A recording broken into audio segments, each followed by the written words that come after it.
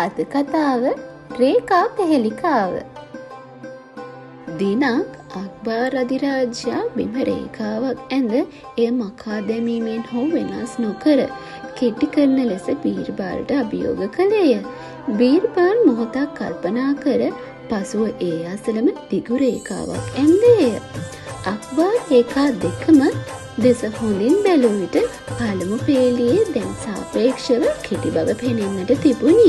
බීර්බල්ගේ දක්ෂ විසඳුම අක්බර් ක්ෂණිකව තේරුම් ගත්තේය. දේවල් වල සාපේක්ෂ වටිනාකම බොහෝ විට සංසන්දනය මත රඳා පවතී.